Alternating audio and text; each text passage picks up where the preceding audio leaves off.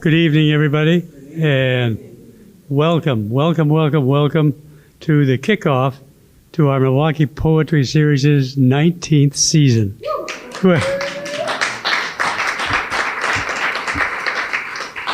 And thank you all for being here, over the years at various readings, for supporting poetry, and coming to the Pond House and now the Letting Library. It's just wonderful. So I want to welcome those of you, too, that are logged in on the live stream. So thank you all for being here. I know that there are many things that we could be doing, and there's a lot of demands on our time, and so it's great that you're choosing to spend the time here and listen to poetry. We've got a great poet tonight. I'm going to be introducing her in a few minutes. I'll call our attention to our schedule. So we've had a change in our schedule, and there are new flyers over here on the table. And for health reasons, Carolyn Martin needed to switch to the spring. So she's traded with Irene Cooper. So our October poet is going to be Irene Cooper, and reading in April is going to be Carolyn Martin. And the rest of the schedule remains the same. So one of those went out today, so that's, take that. Please do. It's there to share. Please post it up. That would just be great. I want to make some thanks. Thanks to the City of Milwaukee. So we have been supported by the City of Milwaukee from the beginning. We had our first Friday, this last Friday, over here at the conference room of the new City Hall in Milwaukee. So great. And we were supported by the mayor. The mayor came. The mayor's interested in haiku. So we wrote haikus, and it was a great event. We really appreciated that. Certainly the Letting Library. We are here in the new Letting Library. I say new, but it's been here 5 years. It doesn't really seem like 5 years because of working on it as long as many of us did. And now we have a new library, which is a new single-story library that sits on the footprint. Even though the old one was lovely, this sits on the footprint a little better. So that's great. Thank you to the Milwaukee Poetry Series Committee. We have some poetry committee members here. Kristen back here is handing out the broadsides, and the whole committee. My lovely wife, Jane. And as you know, you don't have a committee. You don't have things happen unless you have people working on it. Thanks to Nate and those of you who helped with setting up the chairs. And finally, a big thanks to Willamette Falls Media and our friend Josh back here. Josh is called Josh the Magician. And he is a magician. So he's the one that makes this all go. So we appreciate Josh. Thank you for Willamette Falls Media. I want to remind you about cell phones and turning down your telephonic devices. I should say turning them off. Put them on airplane mode. We're going to proceed tonight with a reading by Andrea shortly. We'll have some questions and answers, as you know. And then Andrea is going to finish it up with a final poem. So I have been really looking forward to this reading. I want to tell you a number of things about Andrea. And this is the third time she's read here.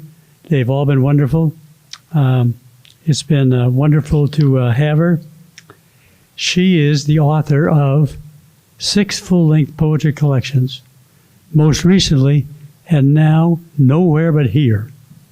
Her first poetry-length collection, House Without a Dreamer, won the 1993 Nicholas Roerich Poetry Prize.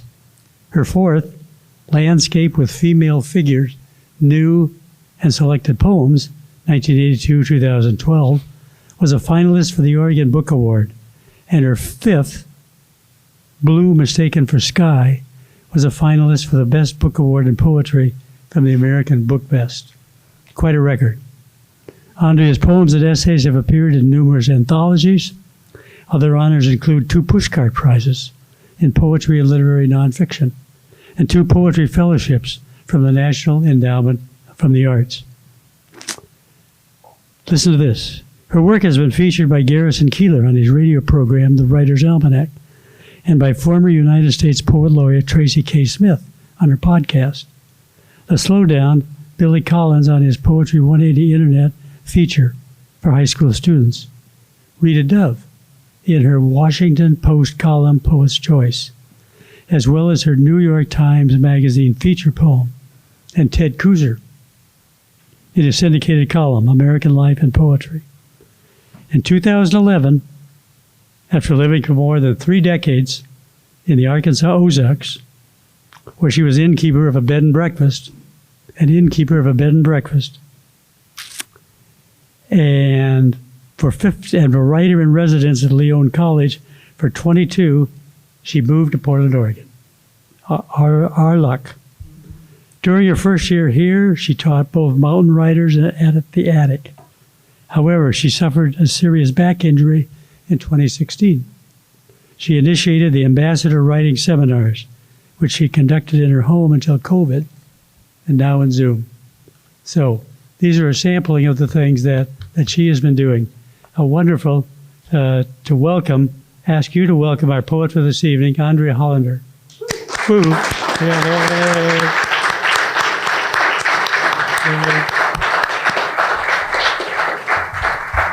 Thank you, Tom.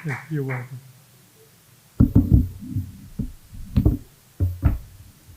The back injury wasn't a lie.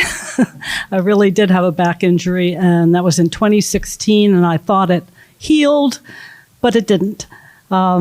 It temporarily healed, and then as I'm talking to you, I'm kind of going wildly in my head because I know some of you. In fact, I know most of you. Thank you for being here, whether I know you or not.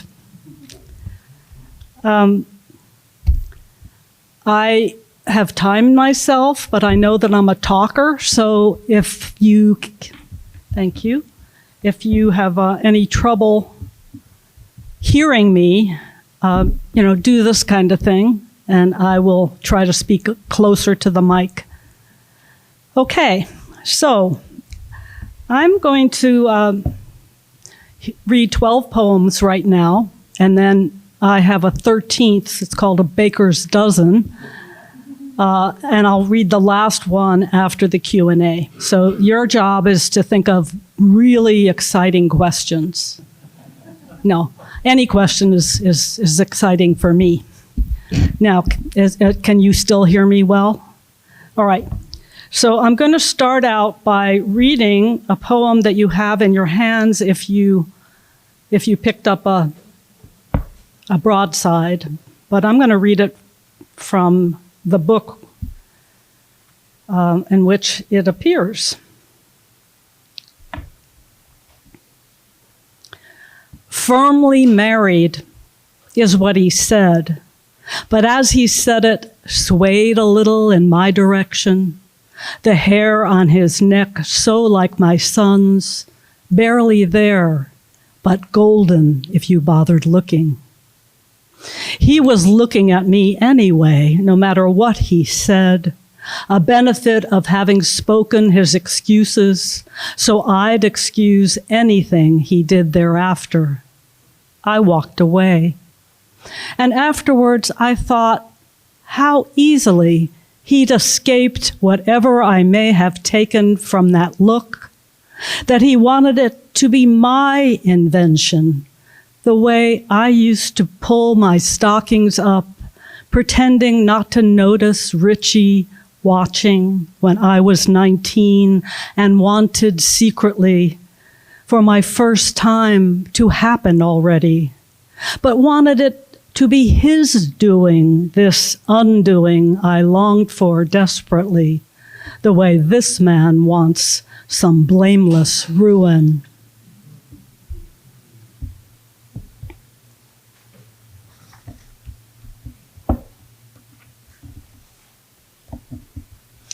I'm going to read, that is a poem that appeared in my very first book, but then, of course, it's also in my new and selected, so that was easier to read it from because I'm going to read another poem from my early life of writing. Many years ago, I read a novel called Transferences by a man named James Twiggs. And it was a very serious book about a very bad therapist.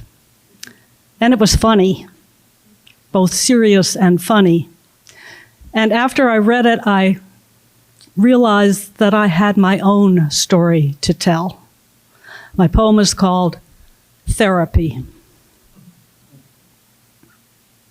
Years back, when I thought I needed that kind of listener, I paid a therapist enough to call her mine and sat in her velvet chair an hour each time and watched that hour die, and watched her face, and through her window just behind, I watched the haze of Boston sky, which was so alive, I thought it watched me back as I spoke my mind, and it pulled clouds across her frame from gray to darker gray. That kind of hour is like a dream, and even now, I keep remembering more the way she seemed, so like a cat, stretching, purring, preening, as she sat with her shoes off and her legs curled up, and sometimes touched her mouth and sometimes scratched her brow. I remember that more than anything she did or did not say. She did not save me. She may have tried.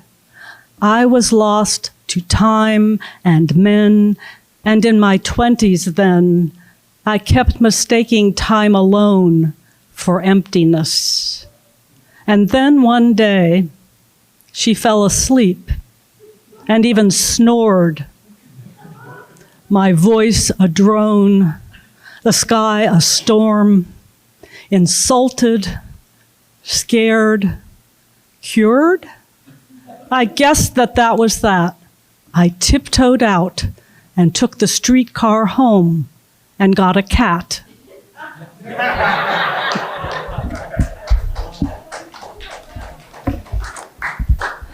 It took me 15 years from that incident to be able to write the poem. I was so angry and embarrassed.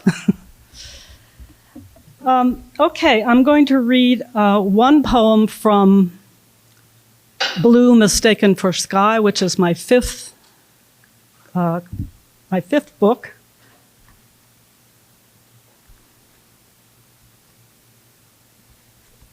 And it's one that I have never read in public before. So even though I've given a few readings from this book, I never read this poem. It's called Against Summer. Against, only because it was the last summer, one that began like every other, a summer of evening light and fireflies. We all stayed out as late as the parents would let us. Summer, the season when they would merely glance out and turn back to themselves. Summer, their season too. All those backyard campouts, neighborhood barbecues, summers that felt like forever until the light gave out earlier and earlier. And summer would thin into autumn and homework out of nowhere, it seemed. We longed for summer to keep, as if that were a promise. So we'd go out onto our parents' porches and, hoping summer could be summoned back, we'd still shout across lawns lit by streetlights, as though summer could be saved for us just by our calling out to one another, that kind of summer. But September taught me to doubt, and what I had always loved of summer died into October and took my mother out of her suffering, the rabbi said. No other summer would ever come to an end without my fear of what comes after summer after summer. There were 14 repeats of the word summer in that poem. And you probably, those of you who are writers or studiers of poetry, probably recognize that it's a guzzle. 2 lines, and the second line always has to end with the same word. And the end word of the first line has to rhyme with every other end word of the first lines of every couplet. So there we go. You probably knew all that. Okay, I'm going to read 4 poems from And Now, Nowhere But Here.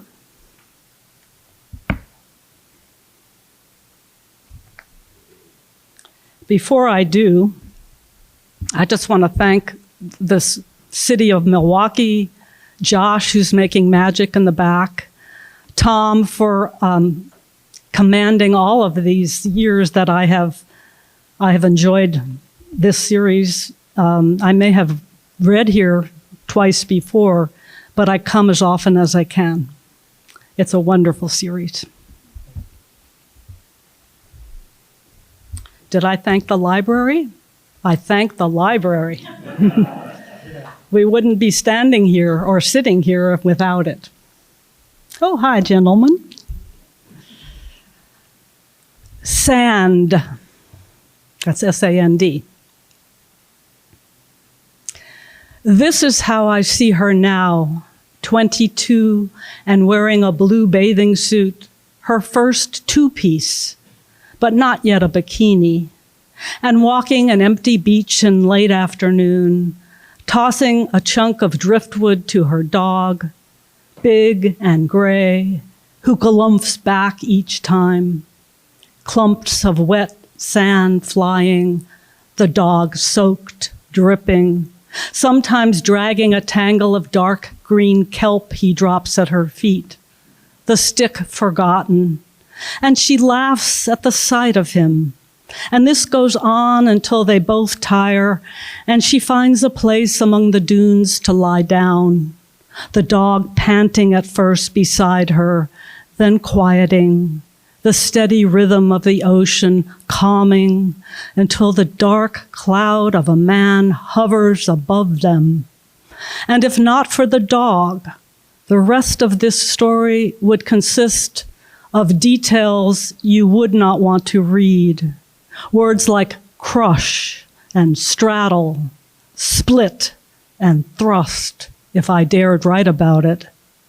And although later she finds sand in the grooves of her sandals, and even after a shower, more between her between her toes and in her scalp, thanks to her dog, now decades dead, sand is still a word she can love.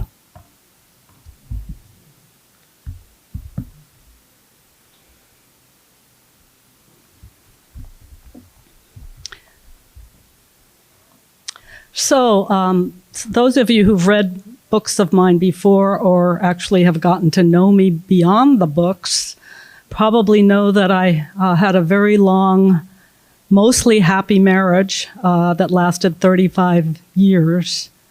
The last year of those 35 years was hell. And this poem gives you a sense of how that hell kind of began. And also, this is the first time I've read this poem out loud, except to myself. The moment I knew. He was driving, one of those 2-hour trips to Little Rock we took when we needed things we couldn't get in our small Ozark town. I asked if I could read him a poem I'd fallen in love with. The poem was, I admit, subtle. The poet never states outright that his brother is now dead, only that together they defined the poet's childhood, the old oak they climbed despite their parents' wishes, the Yiddish songs whose lyrics they changed to fit family stories, the oatmeal they detested for its texture and emptied down the kitchen drain. A splendid childhood, the way I'd always felt about our marriage, a thing created together that would not otherwise exist. Was my husband even listening? Maybe he was distracted by the traffic on the highway, the line of trucks passing, their gears grinding, my voice almost hoarse as I tried to raise it above the roar. Maybe it was the pleading in my voice I could not conceal. I must have hoped poetry would save us. But his face, the face that used to turn toward me when I read, glancing at me if we were in the car, that face stared straight ahead as if something beyond us was the only thing that mattered. He didn't even blink.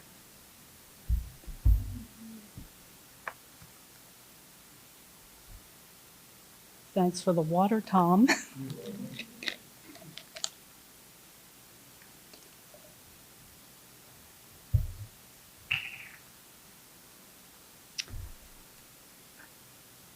Okay.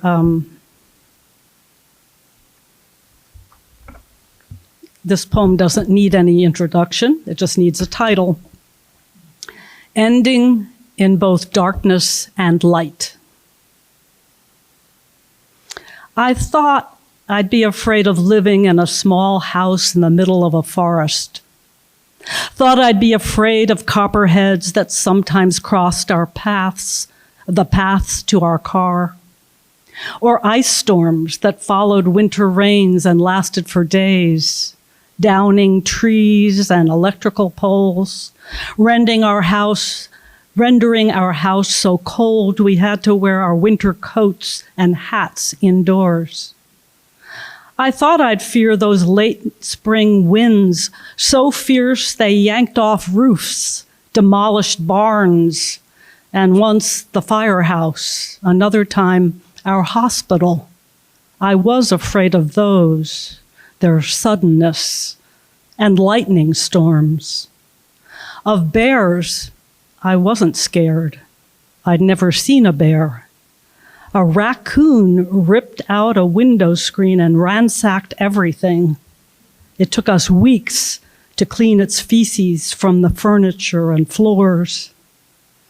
It could have rabies, we were warned, and stay away from possums and coyotes. The only possums I had seen were dead ones on the road. In all the years I lived there, I never saw coyotes. But through the dark, the night before my husband left, I heard one wail all night.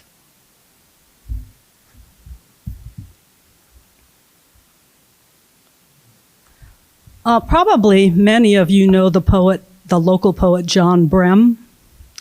Well, he's a very good friend of mine, and every few weeks we get together and talk about the poems we're working on and help one another to hear things we can't hear on our own. And this poem came out of something he said to me during one of those times together. Puzzle. My friend John wants me to stop writing divorce poems. I've tried, I tell him, but can't, and I'm puzzled. It's been years since the divorce, and I'm sure I've moved on. He asks what I want from these poems, why I think I'm still writing them. I want to be done writing them, I tell him. But sometimes I remember one of my ex's myriad duplicities, each like an almost identical piece of a giant jigsaw puzzle, depicting a black hole or a single panel of one of Rauschenberg's white paintings, which in this analogy might be titled The 35-Year Deception. Each lie, not the same lie. Each piece, a woman he met through an app or an ad, online or inline at Walmart, Walgreens, even the Home Depot. One in her 20s took him for $2,000 and kept stringing him along, but never finally slept with him. My ex told me this, I tell John, as if that fact could erase what he did and kept doing. During his confession, he couldn't remember which woman was which and kept correcting himself the way one might try to position and reposition the same puzzle piece into a place that looks exactly right, but isn't. I know enough should be enough, and I want this to be my last poem about that man. It's rare that I think about him, I say. So why, and now I'm really talking to myself, does he appear in a poem I'm writing about something else? One thing's for sure, puzzles have always intrigued me, so I don't give up. I never gave up even on the Jackson Pollock that overtook our dining table for months. And I didn't give up on the Milky Way, so large we finally moved it to the garage, where we laid it with care on a workbench not much in use. That same year, I tell John, I sent a snapshot to a company that offered to make an enlargement into a jigsaw puzzle. The three of us posed together one winter in red, matching woolen hats, snow whitening the rooftop of our house behind us, the sky solid and blue above it, a Norman Rockwell. After our son fit his father's blue eyes into his father's face, he wanted us to frame and hang it above the piano, but we never did. And it stayed on one side of the dining table till mid-February, which still puzzles me, a woman who almost obsessively gets things done without much delay. Every time I walked past it, I saw what appeared at first to be a perfect family, but up close revealed the fine jigsawed lines and odd shapes that pay no regard to content.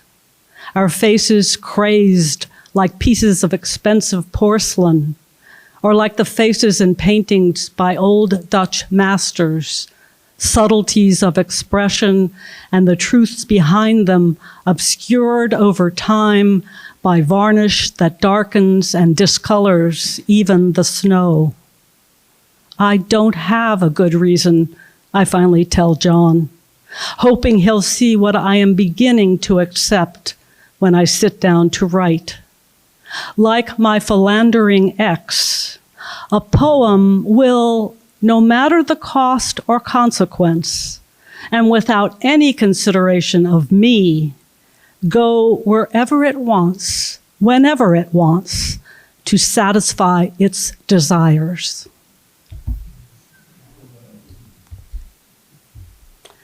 I got even.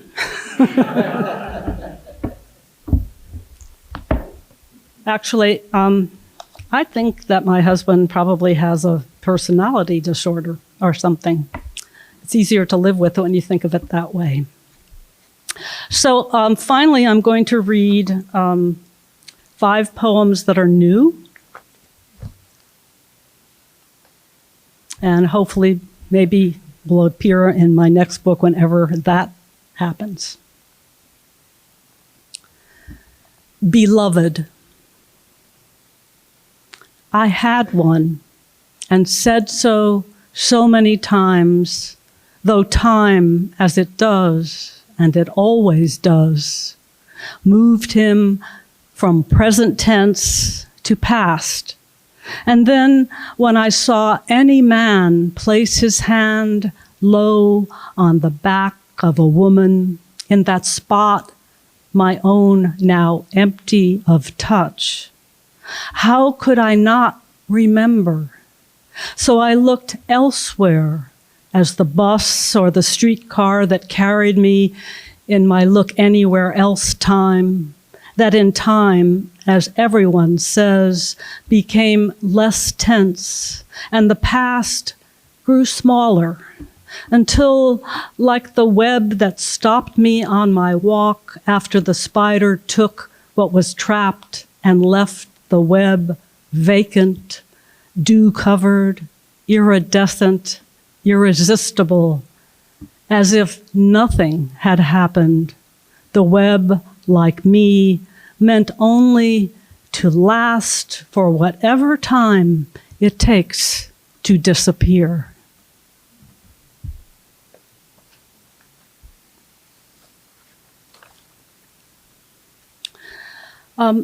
If you are familiar with a British poet named Edward Thomas, could you just raise your hand? Okay, we have a handful. Well, he was a British prose writer who became very good friends with Robert Frost when Robert Frost was living in England. And you probably know the poem of Frost called The Road Not Taken. And you may have read or learned somehow that that poem didn't mean what we think it means or meant. It was actually kind of a tease, T-E-A-S-E, tease to Edward Thomas. It was written for him and sent to him because Edward Thomas had a hard time making decisions. And the big decision that he was thinking about making was whether he should follow Robert Frost back to the States after Frost left, or whether he should volunteer for the army. It was World War I, and that's what he decided to do, and he died on the battlefield. He wrote a wonderful poem called Adlestrop. I'm not going to read that poem, but if we have time later, maybe. But here's my response to that poem. I call mine Arrival. And my poem takes place in England, which is one of the reasons I thought about writing it. Arrival. I climbed off the train, the clumsy sound of my wheeled suitcase trembling down its steep steps. Mid-August, the heat barely bearable. On the emptying platform, a couple of men sat, though not together, on the long wood bench pressed against the station wall's dark red brick. A child began to cry, its mother hushing it. The train's whistle, its rumbling away, the emptiness afterwards. Between the rails, random patches of leafy green weeds, a handful of yellow dandelions, a few glum, scattered sheets of wet newsprint, and what looked to be a flattened diaper. The sky cloudless and blue. Horsham. I doubt I'll ever forget its name, printed in all caps on the broad sign above the station. The sudden call of an ordinary field sparrow, its lone sound, a bomb. And that's B-A-L-M, not B-O-M-B.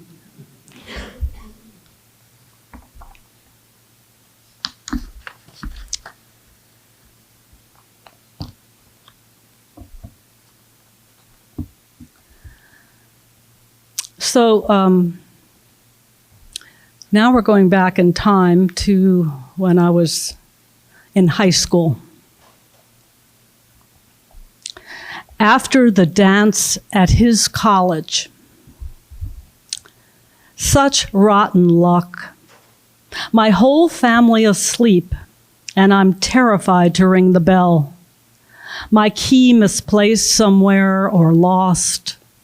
I keep apologizing to this boy who held my hand until I rolled down the window of his car and puked. Our last date, I fear. 16, I should have ordered root beer, not a whiskey sour. And didn't know I should have eaten first. He'd had a Schweppes and rum, but only one. Now on my porch, we're both mute. He inches toward the steps, afraid I'll retch again or try to reach for him. My breath is foul, my hair a mess. The light comes on. Vomit streaks my dress. Unfortunately, that was true also.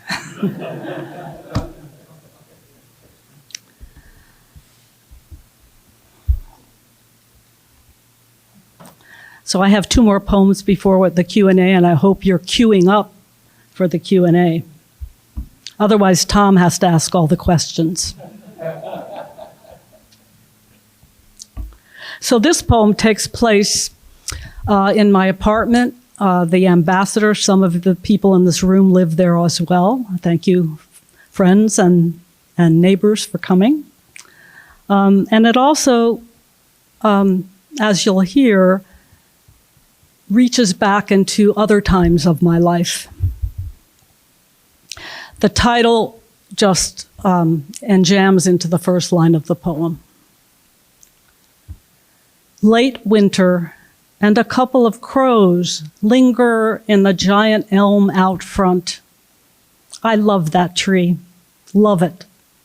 Once, I loved a stuffed monkey I named Zippy, after a real monkey on a children's TV show. Mine, too, dressed like Davy Crockett, fake brown suede jacket, fake raccoon cap. I kept him seated against the pillow on my bed, the spread pink with tiny sequins sewn into stripes down its length. Zippy's sweet, flexible face shaped into a permanent smile to greet me. The elm, the monkey, the stark loneliness of childhood. Now, too, I think of Kenny, the first boy I ever kissed.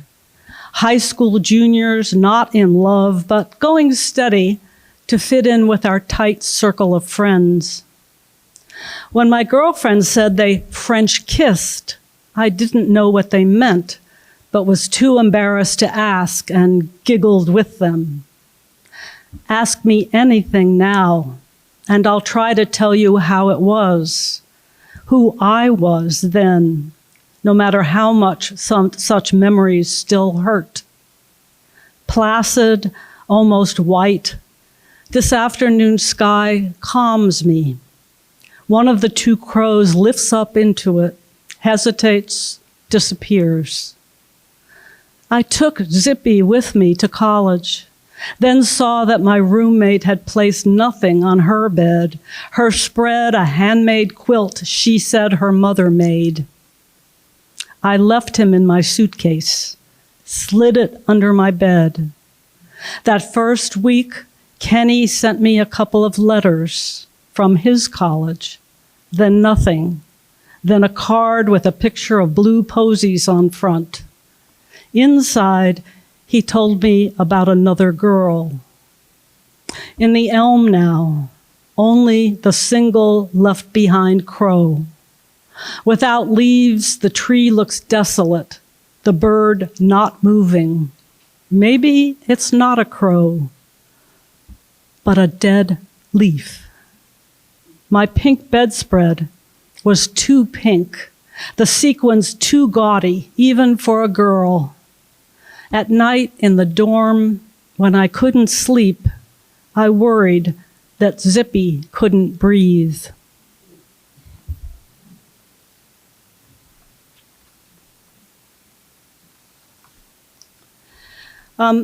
Some of you may know Justin Rigamonti. He's a young friend of mine who's in his 40s, and he could be my son if I had been his mother. In any case, he and his sweetheart, Jessie Carver, got married recently. And, this poem will tell you why I wrote it.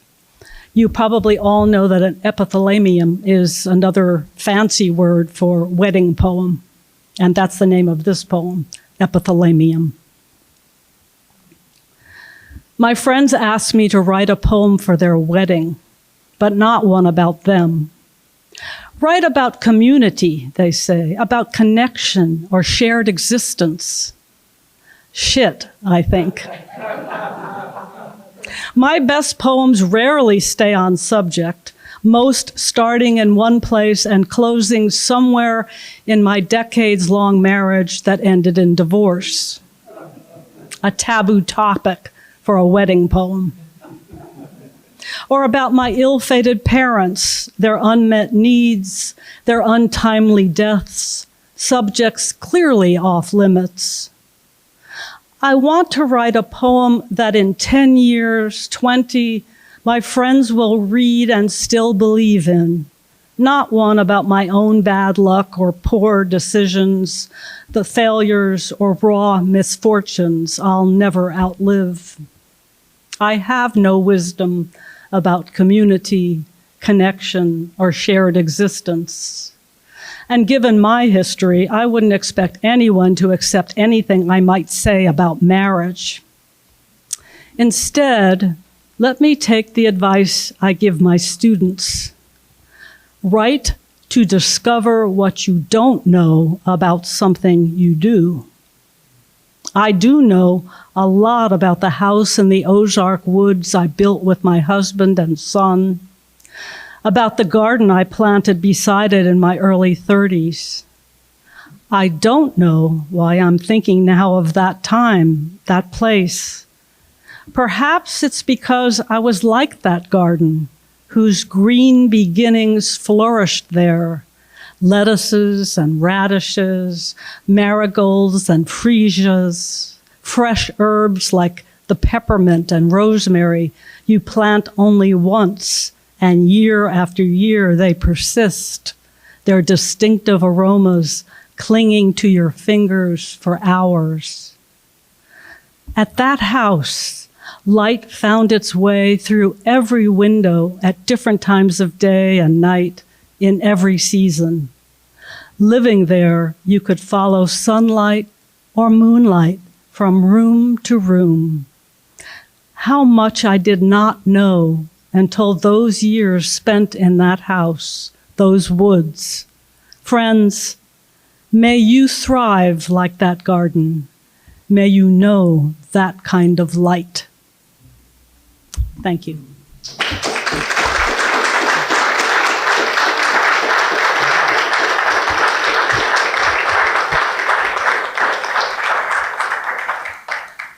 Thank you so much, Andrea, for being here. And Thanks for inviting me. yes, so you've been thinking up about questions, queuing up. Look at this, right here. Tell us about why you started writing poetry. Okay, and I'm going to always repeat the question because I remember what it's like to either be in the back of a room or being watching this from home, because this is being recorded. So the question was, how did I start writing poetry? Why did I start? Well, when I was a kid, I enjoyed writing, but I did it with my cousin Brenda, who lived next door. And we wrote plays, and then we charged our parents 5 cents to come watch the play, that kind of thing. And so it was not something foreign to me, just writing. I wasn't ever thinking poetry. I was just thinking how much fun it is to make things up. And then I did what everybody does. I went to school. I learned about poetry, and I actually hated it because I had no idea what it meant, and the teacher didn't either. So I wasn't thinking poetry. But then when I was 23, my mother died. She was only 51, and she and I were so, so close. And I don't know, I think that every human being, whether you ever think of yourself as a poet, when something huge happens that takes you emotionally, you reach for a pen or a computer or something because you have to get it out of you somehow. So that is actually how I started. It started in grief, really. I read some poems in anthologies when I was looking for teachers, and I found them. They were all in these anthologies. I had gone to a bookstore and I asked, "Can you please give me a guide to the kind of poetry that somebody might read at a funeral is what I asked. And the proprietor of the store showed me a couple of those books, and I bought one. And I fell in love with so many poets, dead and alive. And I started an apprenticeship. I remember thinking to myself, this is the kind of stuff I want to write, but how do I do it?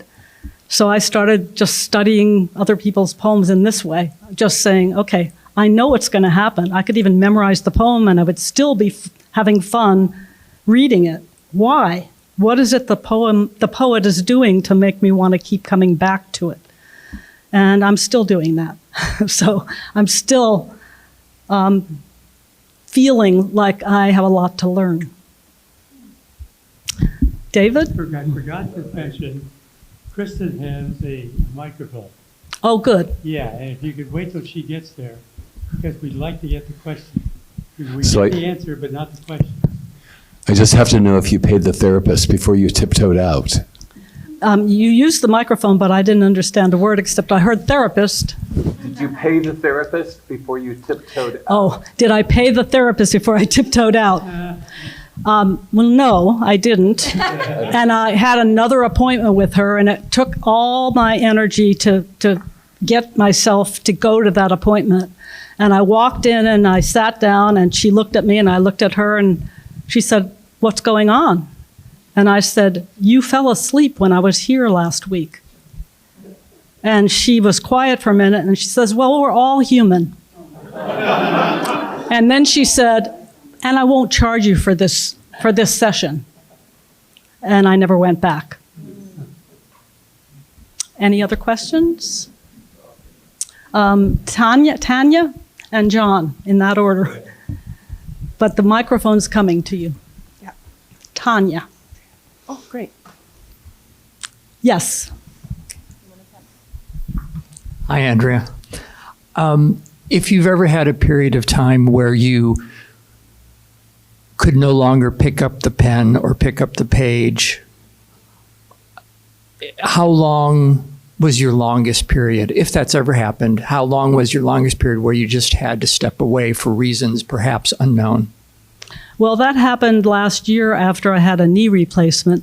I mean, I couldn't even think straight because I was in lots of pain for a long time, and I wasn't eating properly, and I was pretty depressed, and I kept thinking this is never going to work.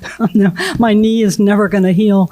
So I just felt sorry for myself, and I think you're allowed to do that sometimes. But I would read. If I don't write, I think reading feeds the same part of me that writing does.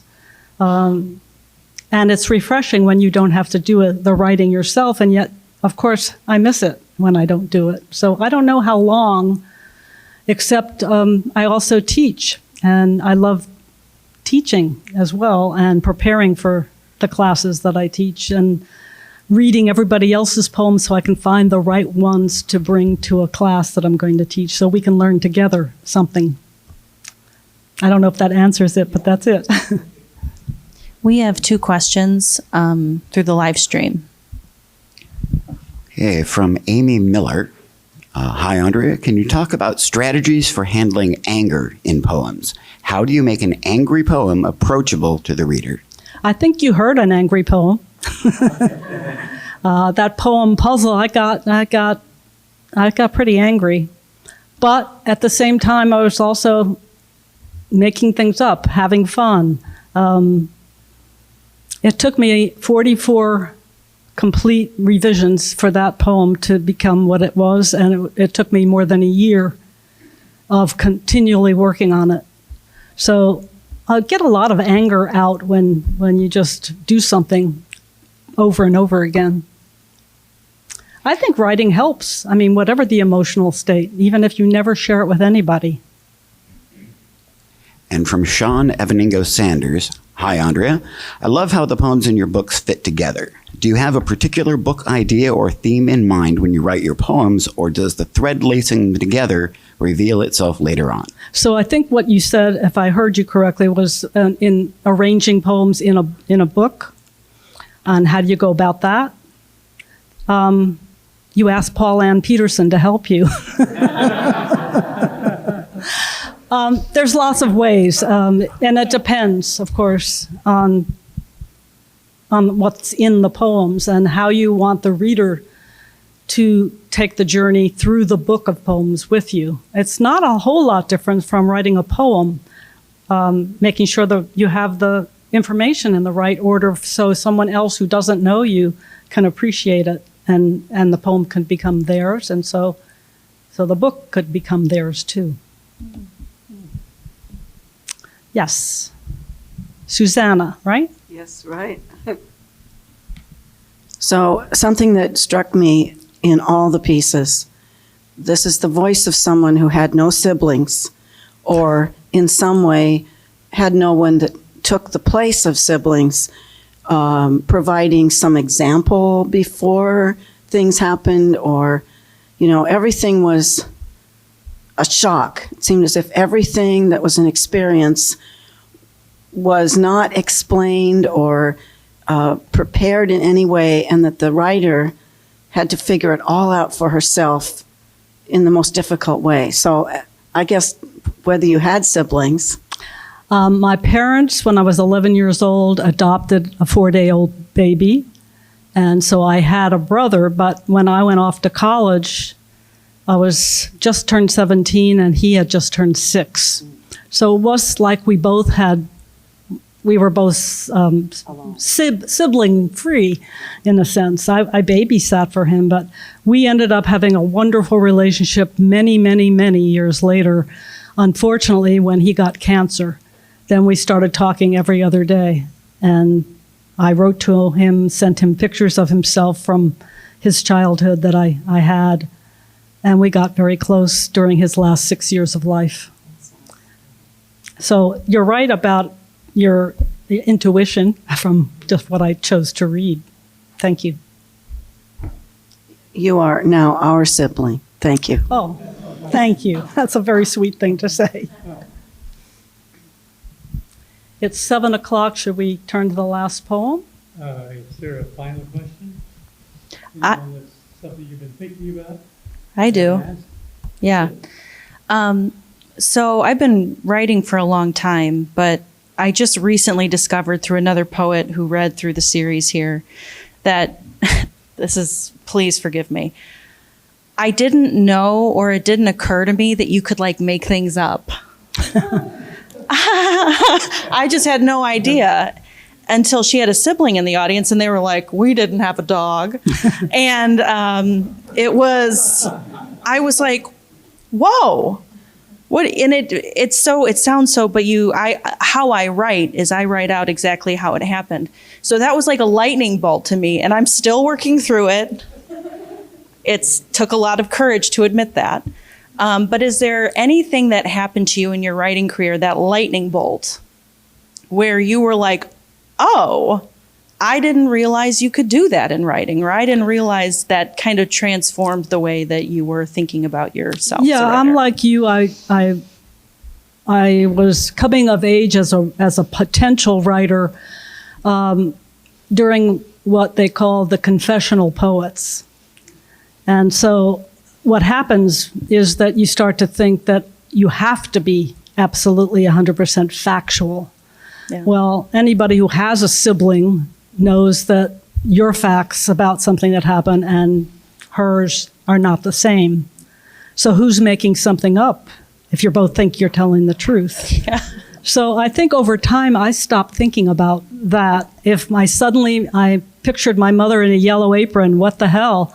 She never had a yellow apron, but so what? It worked in the poem. And so I just let whatever comes out come out, and I don't care if it's true in terms of fact, but it always, for me, has to be true in terms of the emotional aspect of it. And sometimes you have to change the facts to get to the truth. And I know I'm not the first person to say that. Wow. And so is there anything in particular that you learned that really changed the way you wrote? No, I just realized that it was fun to just let myself go, whether it was all true or not. Not every one of the puzzles in the puzzle poem was an actual puzzle. But it was in the poem, so therefore it is. Love. Thank you. That sounds like the final question. Okay, so I will read one more poem, and it's one of the new ones.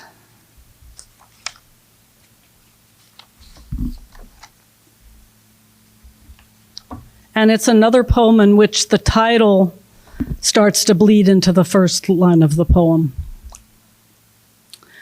Writing a poem should be easy.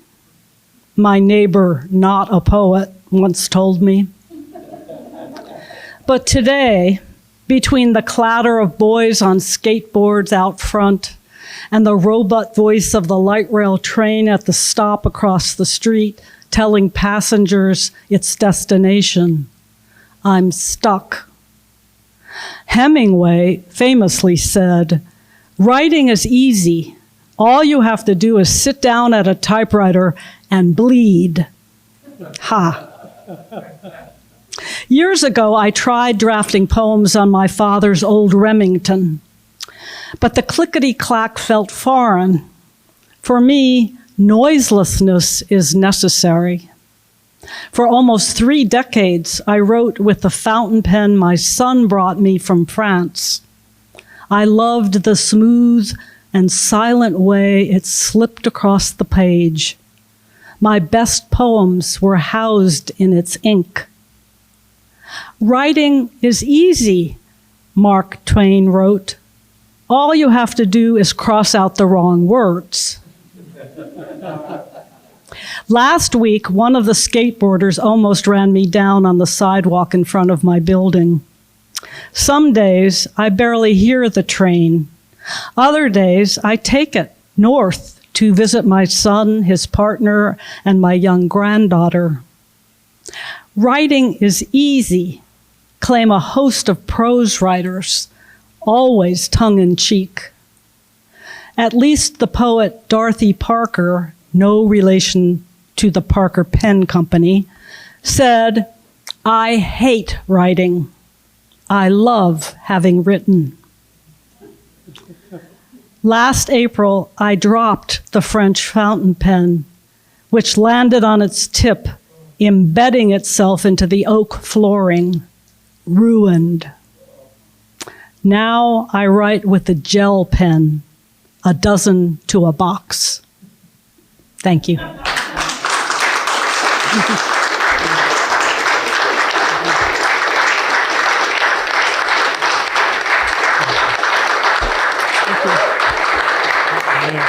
Don't go anywhere. I just want to take a picture to prove to my son that I do have an audience. So here we go, over on this side, and on this side, and on the very special side. Thank you all for coming. Two things